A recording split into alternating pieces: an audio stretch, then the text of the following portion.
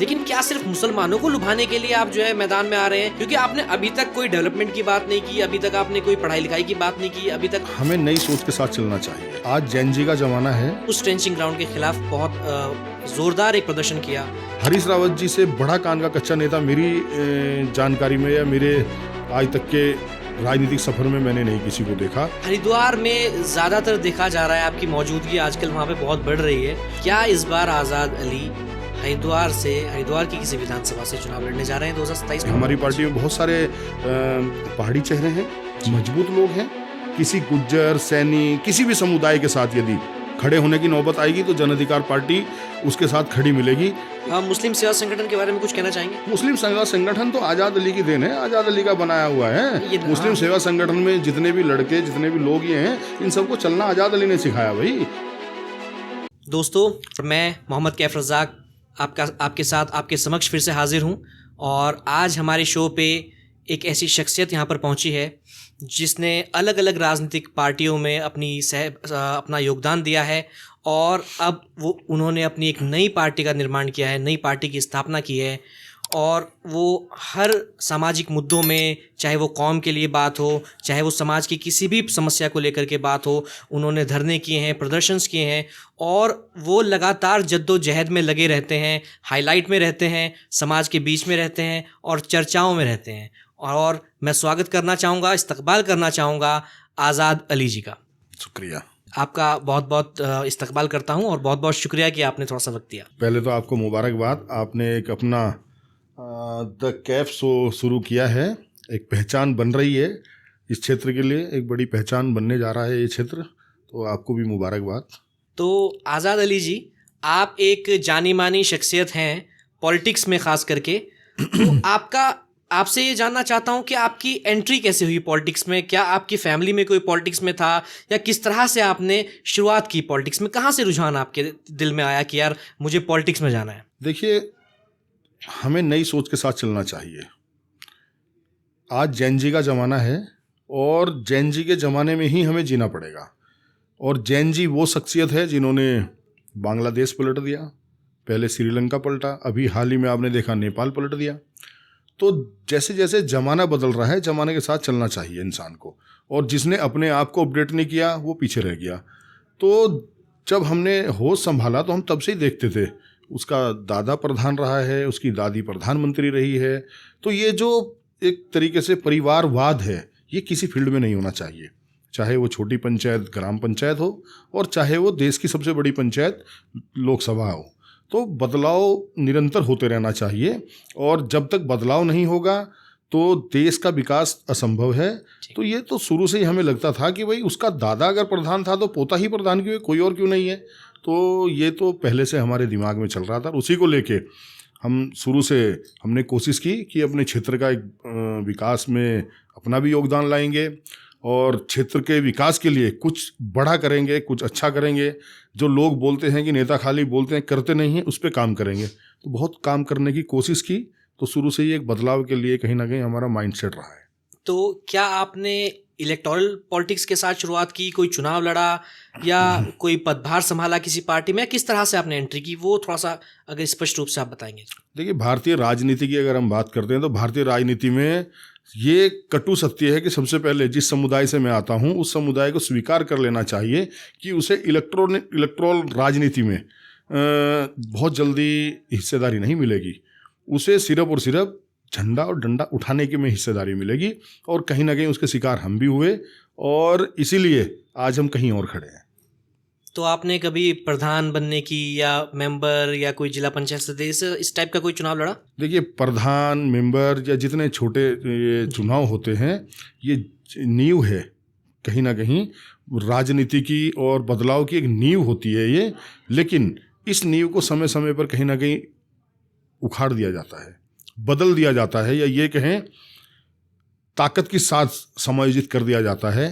तो हमने शुरू से ही एक प्लान किया था कि अपने क्षेत्र को एक अच्छा विधायक देंगे, चाहे स्वयं होंगे या किसी अच्छे इंसान को देंगे।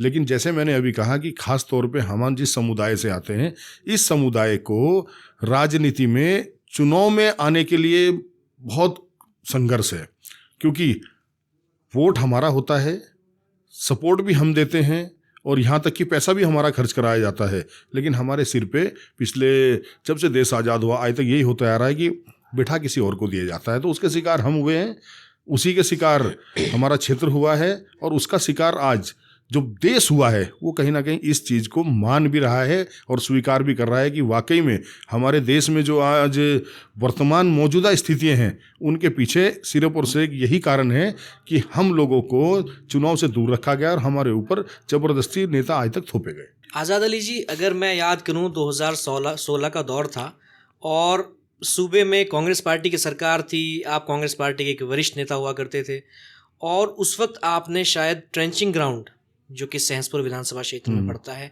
उस ट्रेंचिंग ग्राउंड के खिलाफ बहुत ज़ोरदार एक प्रदर्शन किया, बहुत ज़ोरदार मुहिम चलाई कि वो वहाँ से हटना चाहिए। तो ऐसा क्या रहा कि वो बहुत ज़्यादा सक्सेसफुल नहीं हो पाया या उसमें क्या प्रॉब्लम्स का आपको सामना करना पड़ा? देखिए, जब तक हम छोटे मन से राजनीति करेंगे तो वो किसी भी क्षेत्र का मामला हो उसका परिणाम जो होगा वो बिल्कुल ऐसे ही होगा जो हमारे पछवा दून का हुआ है। लम्हों ने खता की और सदियों ने सजा पाई, वही हुआ उस समय।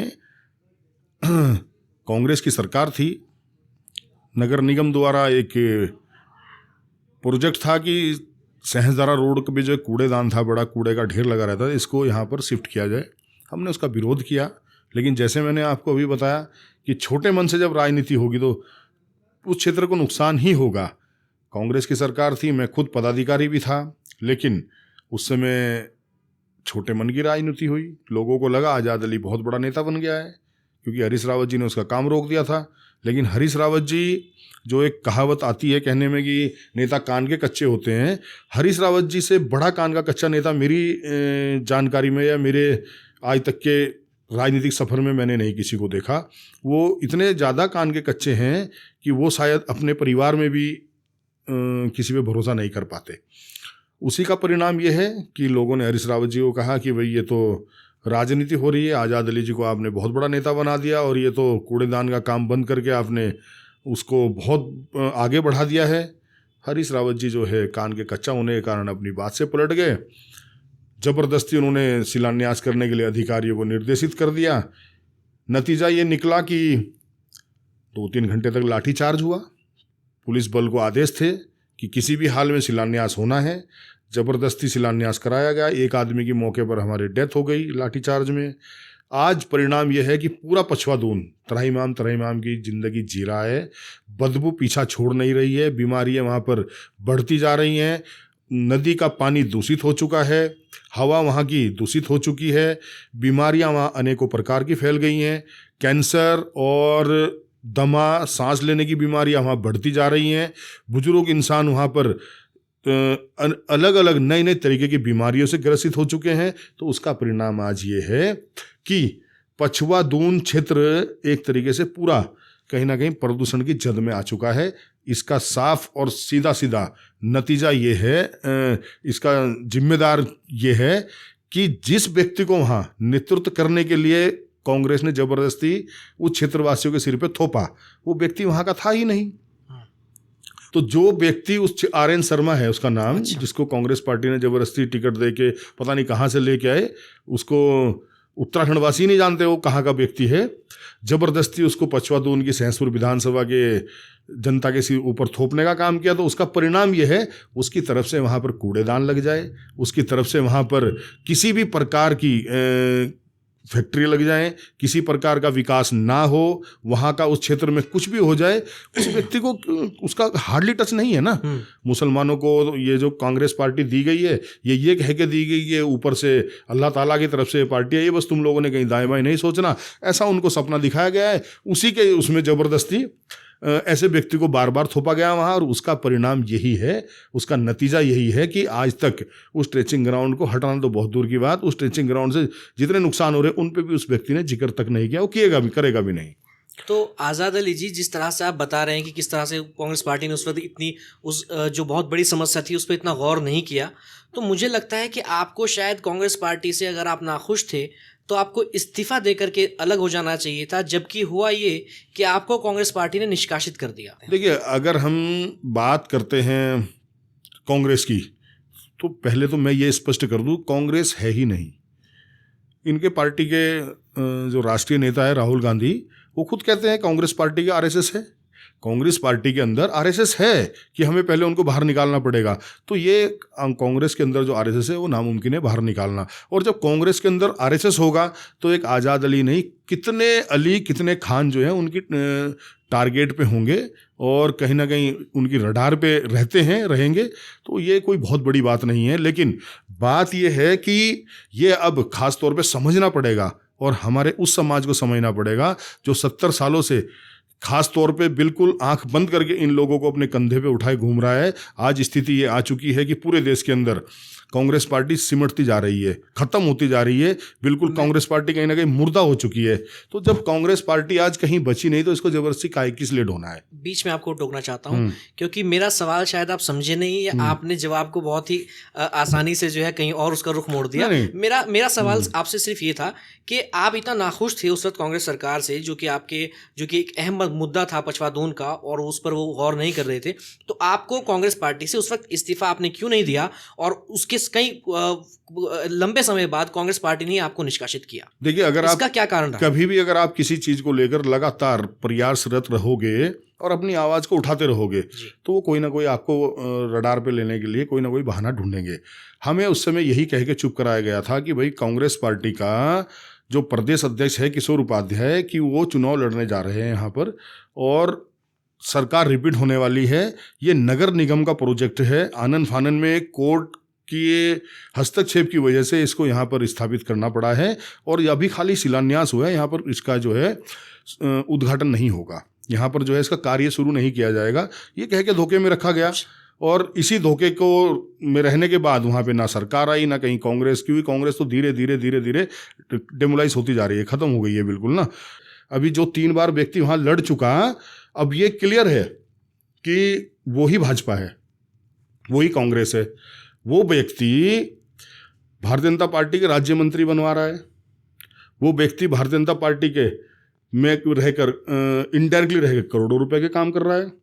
आर्येंद्र शर्मा की बात कर रहे हैं वो, हाँ वही व्यक्ति, किसी से छुपा नहीं है। आज़ाद अली की यही तो खासियत है कि जो बोलता है डंके की चोट पे बोलता है और हर किसी के लिए चैलेंज है, चाहे प्रदेश का कांग्रेस का जिसको सबसे बड़ा नेता मानते हैं हरीश रावत जी, वो मैदान में आ जाए, डिबेट में आ जाए। वो तो डिबेट में 2016 में भाग गए थे। सेलाकुई में न्यूज़ चैनल द्वारा डिबेट रखी गई थी, ओपन डिबेट चौपाल करके, वो प्रेमनगर से वापस भाग गए थे। तो हरीश राव तो 2016 में आज़ाद अली से डर के भाग गए जब सत्ता में थे, मुख्यमंत्री थे। तो आज तो खैर वो क्या सामना करेंगे। लेकिन जो मैं कह रहा हूँ कि पछवादून में लोगों के साथ एक बड़ा छल चल रहा है, वही भाजपा है और वही कांग्रेस है। वो जिसको कांग्रेस समझा जा रहा है वो भारतीय जनता पार्टी के राज्य मंत्री बनवा रहा है। सहसपुर विधानसभा के व्यक्ति को उसने राज्य मंत्री बनवाया और हम तो ठोक के कहते हैं कि ये जो जिसको आप कांग्रेस मान रहे हो, एक बार जरा कार्यक्रम रख के बोलो पुष्कर सिंह धामी मुर्दाबाद, बोलो भारतीय जनता पार्टी मुर्दाबाद। वो व्यक्ति एक बार भी नहीं बोलेगा मुर्दाबाद। क्यों नहीं बोलेगा? वो खुद भाजपा है। हिमाचल में साफ दिख रहा है कि कांग्रेस की सरकार है, तोड़ी मस्जिदें जा रही हैं। कांग्रेस की सरकार है जो मस्जिदों के खिलाफ आंदोलन कर रहे हैं, धरना प्रदर्शन कर रहे हैं, बवाल कर रहे हैं, उनके मुकदमे वापस लिए जा रहे हैं। ठीक हो गया। हिमाचल में कांग्रेस की सरकार है, बिजली पानी मस्जिदें काटा जा रहा है। तो बात यह है, अगर गलत कहीं पर कोई अवैध कहीं पर कोई कृत्य किसी भी समुदाय के द्वारा किया जा रहा है, उस पर निष्पक्ष कार्यवाही, मैं आपकी बात समझ, निष्पक्ष कार्यवाही हो, ना कि वहां पर सेकुलरिज्म की बात की जाए और काम वहां पर अपनी मर्जी का हो। तो ये सेकुलरता करते करते कांग्रेस पार्टी ने सेकुलरिज्म का नारा देते देते कांग्रेस पार्टी ने आज एक समुदाय को बिल्कुल लेबर क्लास पे लाके खड़ा कर दिया। आज राजनीतिक विहीन बना दिया, आज नेतृत्व विहीन बना दिया, राजनीतिक वजूद जीरो कर दिया। आज उसी का फायदा भारतीय जनता पार्टी उठा रही है। आपने कांग्रेस के बाद आम आदमी पार्टी का दामन पकड़ा और आम आदमी पार्टी में आपको एक बड़ा पद मिला, उपाध्यक्ष थे आप सूबे के। तो उसमें 2022 का चुनाव शायद आपने लड़वाया, अपने उसमें निगहबानी में लड़वाया। उसमें फिर ऐसे क्या कारण रहे कि आपने उस पार्टी को भी छोड़ दिया? क्या वहाँ पर या तो ऐसा है कि आप ये चाहते हैं कि मेरी मोनोपोली हो और मैं बहुत बड़े पद पर रहूँ, या क्या है आपकी, क्या महत्वाकांक्षाएँ हैं आपकी कि जो आपने आम आदमी पार्टी से भी इस्तीफा दे दिया और आपको अपनी पार्टी बनानी पड़ी? देखिए, स्पष्ट है आम आदमी पार्टी उत्तराखंड में स्वीकार नहीं हो पा रही थी। जैसे आज बात सेकुलरिज्म की करती है कांग्रेस पार्टी, लेकिन सेकुलर है नहीं। बात मुसलमानों के हित की करती है, लेकिन कहीं पर भी एक जगह भी आवाज़ नहीं उठाती। वही हाल कहीं ना कहीं आम आदमी पार्टी का उत्तराखंड में था कि उत्तराखंड में आम आदमी पार्टी एक्सेप्ट नहीं हो पा रही थी, स्वीकार ही नहीं हो पा रही थी। और हमें अपने क्षेत्र का विकास करना है किसी भी हाल, हम अपने क्षेत्र में बदलाव चाहते हैं। हम अपने उत्तराखंड को एक ऐसा उत्तराखंड बनाना चाहते हैं कि जो कभी उत्तराखंड एक अपने आप में अलग उत्तराखंड था, ऐसा उत्तराखंड हम चाहते हैं। और ऐसा उत्तराखंड बनाने के लिए निश्चित तौर पे हमें हर समुदाय से चुनकर अच्छे लोगों को आगे लाना पड़ेगा। और जब तक अच्छे लोग विधानसभा नहीं पहुंचेंगे, हम चाहे किसी पार्टी का भी दामन पकड़ लें, अच्छे लोगों को अगर वो पार्टी आगे नहीं लाएंगी तो बदलाव असंभव है। और हम चाहते हैं हमारे प्रदेश में एक बदलाव हो, क्योंकि हमारे प्रदेश को जिस तरीके से आज कहीं ना कहीं एक तरीके से प्रयोगशाला के रूप में इस्तेमाल किया जा रहा है, हम चाहते हैं सबसे पहले वो बंद हो। सबसे अब देख लीजिए, किसी से छुपा नहीं है, आज हमारे प्रदेश को, उत्तराखंड को पहले हिंदू मुस्लिम की आग में झोंका गया। लव जिहाद, लैंड जिहाद, मजार, है ना, इन बहुत सारी चीज़ों को लेकर कानून बनाए गए जी, ठीक हो गया। तो पहाड़ों में बहुत सारी जगह से एक समुदाय का प्लान जबरदस्ती कराया गया जी, और यूसीसी की शुरुआत यहाँ से की गई। तो ये जो प्रयोगशाला बनाई गई हिंदू मुस्लिम के नाम पे, उसका नतीजा ये निकला कि आज यहाँ पर देसी पहाड़ी की भेंट चढ़ गया भारतीय जनता पार्टी का कैबिनेट मंत्री। आज उसका नतीजा ये निकला कि देसी आदमी पहाड़ों में कारोबार नहीं कर सकता। आज उसका नतीजा ये निकला कि कोई ठेठ भाषा बोलने वाला पहाड़ों में जाके रेस्टोरेंट में खाना नहीं खा सकता, उसके अंदर एक डर बना हुआ है। तो ये जो हमारे उत्तराखंड में एक डर का माहौल बनाया गया है, हमारे उत्तराखंड को पूरी दुनिया में कहीं ना कहीं एक अलग ही नज़र से देखा जा रहा है। कहीं ना कहीं ये कह लीजिए कि एक ऐसी नज़र से देखा जा रहा है कि वहाँ बड़े विवाद होते हैं। हम चाहते हैं हमारे उत्तराखंड का नाम जब आए तो नाम ऐसे सुंदरता के साथ रखा जाए कि ये वही उत्तराखंड है जहाँ पे इंसानियत जिंदा है, ये वही उत्तराखंड है जहाँ पर भेदभाव नहीं है, धर्म की बात नहीं होती, देसी पहाड़ी की बात नहीं होती। ऐसा उत्तराखंड हम चाहते हैं। आपने फिर अपनी एक पार्टी का स्थापना की, जन अधिकार पार्टी, जनशक्ति, और आप निरंतर रूप से उसी दिन से बड़ी बड़ी बैठकें कर रहे हैं, मीटिंग्स कर रहे हैं और लोगों से मिल रहे हैं। और हरिद्वार में ज़्यादातर देखा जा रहा है आपकी मौजूदगी आजकल वहाँ पे बहुत बढ़ रही है। तो क्या आपका प्लान्स हैं और क्या है आपकी पार्टी में, ऐसा क्या है कि लोग कांग्रेस और भाजपा को छोड़ करके आपकी पार्टी को ऑप्ट करें, आपकी पार्टी को वोट दें?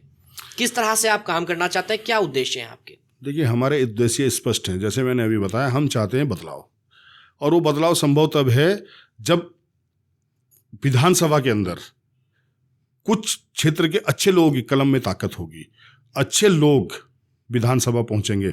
और अच्छे लोग कभी नहीं चाहते ये लोग कि अच्छे लोगों को आगे लाया जाए।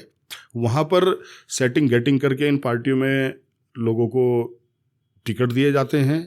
ये भी कह सकते हैं कि बहुत सारी चीज़ों का उस समय पे बंदर बांट होती है, पैसे के नाम पे भी होती है। तो ऐसी स्थितियाँ क्षेत्र का विकास नहीं कर सकती, ऐसी स्थितियों से विकास नहीं हो सकता। अब आप बताइए, आज हमारे उत्तराखंड को देसी पहाड़ी में बांट दिया गया है, जैसे देसी अलग प्रदेश हो और पहाड़ के लोग जो है अलग प्रदेश के लोग हों। इसके जिम्मेदार कौन है भाई?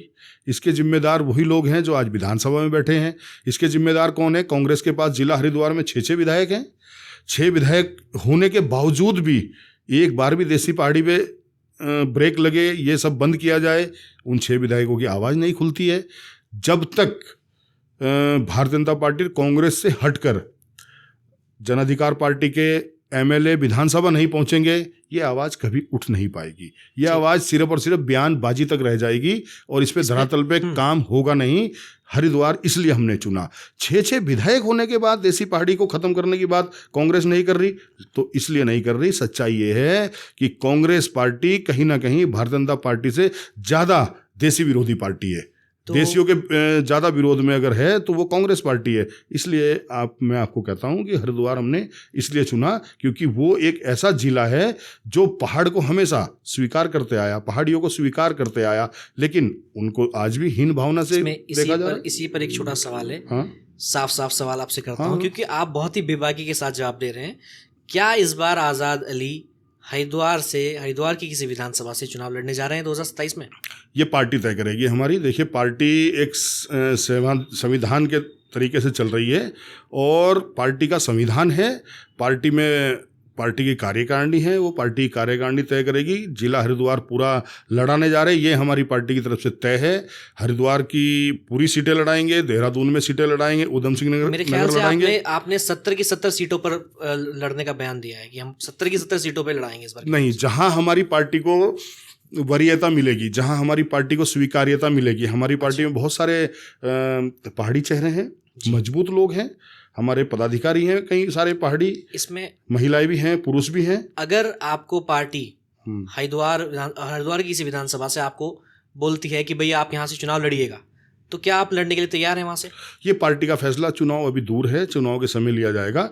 लेकिन ये तय है कि जहाँ जहाँ पार्टी को वरीयता मिलेगी, पहाड़ में भी जैसे पहाड़ी नेता हैं, वो अगर अपने क्षेत्र में जाके कार्य करना चाहते हैं, पहाड़ों की सारी सीटें लड़ाना चाहते हैं, हमने खुला छोड़ रखा है कि आप जाइए और चुनाव लड़िए। लेकिन जहाँ पर हमने एक मजबूत टीम बनाकर, जहाँ पार्टी को एक्सेप्ट किया जा रहा है, जहाँ पार्टी की जरूरत महसूस कर रही है जहाँ की जनता, वहाँ हम निश्चित तौर पे चाहे पूरा उत्तराखंड हो या जितनी भी सीटें, उन पे चुनाव लड़ने जा रहे हैं। अभी हमारी जितनी बातचीत हुई है, उसी बातचीत में मुझे एहसास हुआ कि आज़ाद अली जी ने एक पार्टी बनाई है, जन अधिकार पार्टी जनशक्ति, जिसको लेकर के वो प्रतिबद्ध हैं कि भाई इस बार सीटें, कई सारी सीटों पर मेन उत्तराखंड की वो चुनाव लड़ाने जा रहे हैं। और उन्होंने कहा, जब सहसपुर सीट की उन्होंने बात की, तो उन्होंने कहा कि सहसपुर सीट में बाहर के लोगों को लेके आई कांग्रेस पार्टी, अरिंदर शर्मा को लेके आई, जो बाहर के लोग थे। और आप लोगों की लड़ाई ये थी वहां पर कि क्षेत्रीय कोई आदमी होना चाहिए, विधानसभा से कोई आदमी होना चाहिए, तो आपके लिए आपकी जद्दोजहद हो रही कि बाहर से किसी को मत लेके आओ। जब आपने किशोर उपाध्याय की बात की, तब भी आपने यही कहा कि हमारी लड़ाई थी क्षेत्रीय की।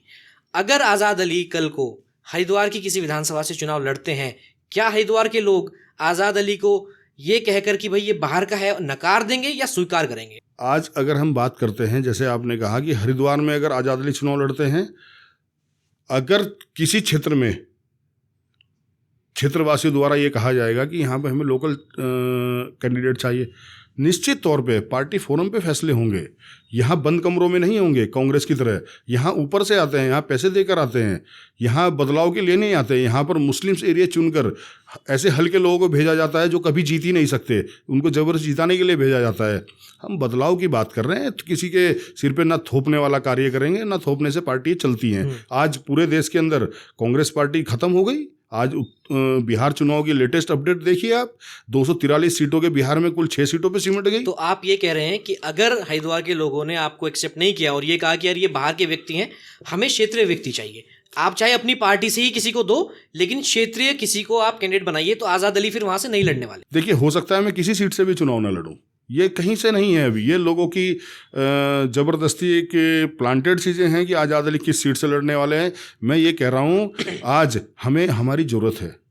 आज हमारी पार्टी में 36 बिरादरी के लोग हैं, स्पष्ट तौर पे खुल के कह रहे हैं कि बदलाव चाहिए। उस बदलाव के लिए वो एक बार नहीं कह रहे कि जहाँ पर किसी मुस्लिम समाज की आवाज़ उठाने की बात हो रही है तो क्यों उठाई जा रही है, बिल्कुल नहीं बोल रहे हैं वो। जहाँ पर किसी ऐसी समाज की बात उठाने की बात की जा रही है, कोई बिल्कुल पार्टी में नहीं कह रहा है कि ऐसी समाज की बात क्यों उठाई जा रही है। कहीं पर किसी गुज्जर समाज की, सैनी समाज की, कश्यप समाज की, पाल समाज की, मैं कहूँगा हमने कितने अलग अलग अनेकों प्रकार अलग अलग तरीके से समाज की बात उठाई है। जहाँ जहाँ भी किसी तरीके की ज़रूरत आन पड़ी, हम हर समाज के साथ हमारी पार्टी खड़ी हुई है। लेकिन एक भी समाज ने हमारी पार्टी के अंदर रहते हुए ये नहीं कहा कि यहाँ पर किसी और की आवाज़ की उठाई जा रही है, इसके हम खिलाफ हैं, इससे हम नहीं चल सकते। आज कांग्रेस पार्टी का आप देखिए, कांग्रेस पार्टी में क्या हो रहा है। जैसे विशेष समुदाय, खासतौर पर मुस्लिम्स की बात उठाने की बात हो रही है, वहाँ पे इनके लोग बोलते हैं माहौल देखो भाजपा ने कैसा बना दिया है, इस माहौल में खुल के हम खड़े नहीं हो सकते, हमारा हिंदू भाग जाएगा, हमारा हिंदू नाराज़ हो जाएगा।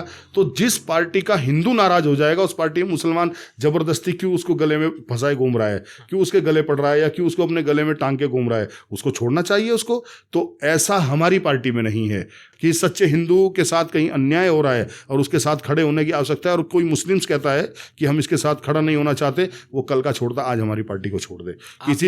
किसी गुज्जर, सैनी, किसी भी समुदाय के साथ यदि खड़े होने की नौबत आएगी तो जन अधिकार पार्टी उसके साथ खड़ी मिलेगी। और अगर किसी मुस्लिम समुदाय के व्यक्ति के साथ किसी भी प्रकार का अन्याय होगा या समाज के साथ कहीं भी किसी तरीके का अन्याय होगा, जन अधिकार पार्टी उसके साथ खड़ी मिलेगी। आपसे मैंने अभी तक जितनी बात की और हमारी जो बात हुई आपकी पार्टी को लेकर के और कांग्रेस की आपने जितनी भी गलतियां गिनाई, तो कहीं ना कहीं आपने फोकस रखा कि मुसलमानों के साथ, एक विशेष समुदाय के साथ क्या हो रहा है, कांग्रेस हमें किस तरह से धोखा दे रही है, या कांग्रेस किस तरह से जो है एक विशेष समुदाय को कांग्रेस से पीछे हट जाना चाहिए, और किस तरह से बीजेपी मुसलमानों के साथ कर रही है। तो क्या आपकी पार्टी सिर्फ मुसलमानों के लिए, हालांकि आपने अभी क्लियर कर दिया कि सारी बिरादरी और सारी, वो बात आपकी अच्छी लगी, लेकिन क्या सिर्फ मुसलमानों को लुभाने के लिए आप जो है मैदान में आ रहे हैं कि भाई मुसलमानों का वोट मुझे मिल जाए? क्योंकि आपने अभी तक कोई डेवलपमेंट की बात नहीं की, अभी तक आपने कोई पढ़ाई लिखाई की बात नहीं की, अभी तक आपने किसी रोजगार देने की कोई बात नहीं की। तो जो मेन मुद्दे हैं, और जो कि आपने सबसे पहले बात की जेनजी की, तो जेनजी आजकल अट्रैक्ट होगा, और जो कि मुझे लगता है कि होना चाहिए, वो मुद्दे होने चाहिए डेवलपमेंट के, वो मुद्दे होने चाहिए हेल्थ के, वो मुद्दे होने चाहिए एम्प्लॉयमेंट के। तो हम इन मुद्दों पे बात ना करके अगर हम किसी विशेष समुदाय की बात कर रहे हैं और इन सब की बात कर रहे हैं, तो कहीं ना कहीं क्या वो मुद्दे दब नहीं रहे हैं कहीं? नहीं, मुद्दे हैं, बहुत सारे मुद्दे हैं जिन पे अभी पार्टी फोरम में स्पष्ट रूप से हमारा कहीं ना कहीं संविधान में भी है हमारे किन किन चीज़ों पे हमने जाना है, वो है ये बात। तो लेकिन पहले मूलतः वो हो रही है कि भारतीय जनता पार्टी का स्टैंड क्लियर है। भारतीय जनता पार्टी धर्म की राजनीति कर रही है। भारतीय जनता पार्टी एक समुदाय को टारगेट करके अपनी राजनीतिक दुकान चला रही है, और एक समुदाय उस भारतीय जनता पार्टी के जुल्म सितम को सिर्फ और सिर्फ उस लड़ाई को स्वयं लड़ रहा है। तो बात ये हो रही है कि जिस सेकुलरिज्म का नाम लेने वाली पार्टी एक समुदाय का, मुस्लिम समाज का वोट तो चाहती है, लेकिन जब उसके साथ खड़ा होने की बात आती है, वहां पर वो कहती है हमारा हिंदू नाराज हो जाएगा। तो मैं ये तो सारी बातें सिर्फ इसलिए क्लियर कर रहा हूं, इसलिए स्पष्ट किया है हमने कि भाई भारतीय जनता पार्टी के जुल्म सितम सह रहे हैं हम स्वयं, उस लड़ाई को लड़ रहे हैं हमसे, मतलब एक समुदाय, मुस्लिम समुदाय स्वयं। और जब जिसको वोट 100% चाहती है जो पार्टी, जब आवाज़ उठाने की बात आती है, वो पार्टी कहती है कि भाई हमारा हिंदू नाराज हो जाएगा। तो सबसे पहला हमारा समाज को मैसेज ये है कि जन अधिकार पार्टी के अंदर किसी समुदाय की भी अगर आवाज़ उठाने की बात आएगी तो कोई दूसरा समुदाय ये नहीं कहेगा हमें कोई नाराज़गी है, हमारा फलाना समुदाय हट जाएगा या भाग जाएगा। तो ये समाज भी ज़बरदस्ती इसको मुर्दा कांग्रेस को कंधे पर बिठाकर अब और ना घूमे, इसलिए ना घूमे क्योंकि उनकी आवाज़, वो ये पार्टी ना बनी है कभी, ना बनने वाली है। तो स्पष्ट ये है कि वही जब तक भाजपा का तो वोटर बैंक जो वोट है वो क्लियर है कौन है, तो जो सेकुलर के नाम पे, सेकुलरिज्म के नाम पे जो बढ़ता है वो यही वोट बढ़ता है, इस्तेमाल होता है यही होता है। तो पहला तो इनको हमारे इस समाज को समझने की जरूरत है कि हम अपनी लड़ाई भी खुद लड़ रहे हैं और हमें अपनी हर परेशानियों को भी खुद फेस करना पड़ रहा है। तो हम क्यों ना डंडा झंडा भी अपना मजबूत करें, या वो डंडा झंडा मजबूत करें जिसमें वाकई में हर समुदाय की, हर समाज की, 36 बिरादरी की बात होती है। रही बात डेवलपमेंट की, अगर बात डेवलपमेंट की करते हैं तो सबसे पहले आज के इंटरव्यू में यही तो आया, ये छोटा पाप है, ये बहुत बड़ा पाप है जो पछवा दून में किया गया, जो कूड़ेदान लगा दिया गया, वहाँ ट्रेंचिंग ग्राउंड लगा दिया गया, आज वो सैकड़ों मीटर ऊंचा, सैकड़ों से भी ज़्यादा, सैकड़ों मीटर से ज़्यादा ऊंचा पहाड़ कूड़े के दान का बन गया। तो यही डेवलपमेंट तो ख़त्म करना है। यही जो भारतीय जनता पार्टी और कांग्रेस दोनों सरकारें, कांग्रेस के समय पे वो कूड़ेदान लगा, भारतीय जनता पार्टी की उसके बाद दूसरी बार, तीसरी बार लगातार सरकार बन गई है, लेकिन 2017 में बनी, 2022 में बनी, 2 बार लगातार सरकार बन गई है, लेकिन वो डेवलपमेंट दिख तो रहा है। तो ये डेवलपमेंट जो भारतीय जनता पार्टी और कांग्रेस के, इन डेवलपमेंट को ही खत्म करना है। जो इन लोगों ने क्षेत्रों का नाश कर दिया है, क्षेत्र को बर्बाद कर दिया है। देहरादून शहर स्मार्ट सिटी के नाम पे कम से कम दर्जनों बार खोद दिया गया है। कोई पॉश इलाका ऐसा नहीं है जिस इलाके में आज धूल नहीं उड़ रही है। कोई इलाका ऐसा नहीं है जहाँ की पाइपलाइन, पानी की लाइनें टूटी नहीं पड़ी हैं। आज कोई इलाका, कोई पूछने वाला नहीं है, कोई विपक्ष नहीं है यहाँ पर, जो ये स्मार्ट सिटी के नाम पे पूरे शहर को बर्बाद कर दिया गया है। तो ये जो डेवलपमेंट इनका चल रहा है, जिस दिन हमारी कलम में ताकत आती है, लेकिन उस दिन हम बताएंगे ना कि क्या डेवलपमेंट होता है। बहुत सारी चीज़ें हैं।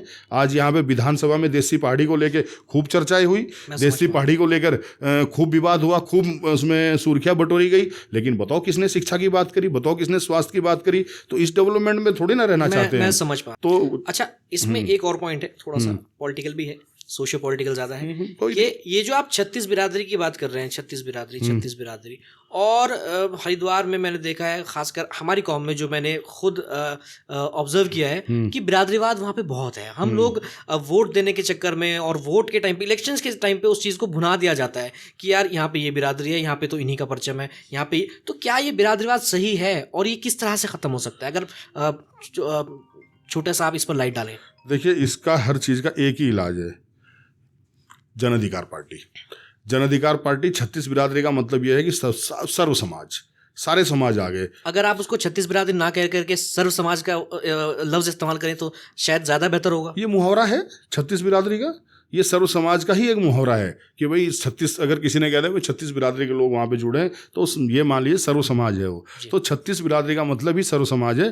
तो आज अगर 36 बिरादरी को हम लेके चल रहे हैं तो वहाँ तो जातियों का ही खत्म हो गया चैप्टर, बिरादरी तो बहुत छोटी चीज़ हो गई। तो 36 बिरादरी सर्व समाज का मतलब ये है कि हमारी पार्टी में ना कोई हिंदू राजनीतिक बात ऐसी करेगा, ऐसे भेदभाव हो, ना कोई मुस्लिम ऐसी कोई बात करेगा, ना वो किसी जाति का बिरादरी का व्यक्ति करेगा। वहाँ पर इंसानियत की बात होगी, वहाँ पर विकास की बात होगी। आज अगर हम बात करते हैं, आज बिजली के बिलों ने लोगों की जान ले रखी है, उस पर हमारी पार्टी ने आवाज़ उठाई, मजबूती से उठाई, और देहरादून में भी उठाई और हरिद्वार में भी उठाई। किसानों के गन्ना का जो मूल्य का रेट था वो निर्धारित नहीं हो रहा था। अब हर साल किसानों को कहीं ना कहीं धरना प्रदर्शन करके, आंदोलन करके अपना रेट निर्धारित करना पड़ता है। उसके लिए हमने मजबूती से उनके साथ उनको अपना समर्थन दिया, उनकी आवाज़ उठाई। आज देहरादून के वकीलों की स्थिति किसी छुपी हुई नहीं है। जहाँ पर कानून के रखवाले, कानून में न्याय दिलाने वाले वकील सुरक्षित नहीं है, हमारी पार्टी ने उनके साथ भी उनको समर्थन देने का काम किया। ऐसा कोई क्षेत्र नहीं है, ऐसा कोई फील्ड नहीं है, ऐसी कोई समस्या नहीं है जहाँ पर एक जनता से जुड़ी आवाज़ उठ रही हो और जन अधिकार पार्टी उसमें स्वयं साथ नहीं खड़ी हो। ऐसा कोई फील्ड नहीं है। अगर मैं आपसे पूछूं कि अगर आपकी पार्टी जन अधिकार पार्टी डोईवाला विधानसभा से चुनाव किसी को लड़वाती है तो क्या लगता है, क्या कोई ऐसा फेस या कोई ऐसा शख्स है आपको जिसको आप टिकट देना चाहेंगे डोईवाला विधानसभा से? आपकी पार्टी में कोई ऐसा है जो यहाँ ज़मीन से जुड़ा हुआ है और मेहनत कर रहा है, संघर्ष? बहुत लोग हैं। देखिए, आज हमारी पार्टी के डोईवाला क्षेत्र के कई सारे हिंदू भाई हमारे साथ में हैं।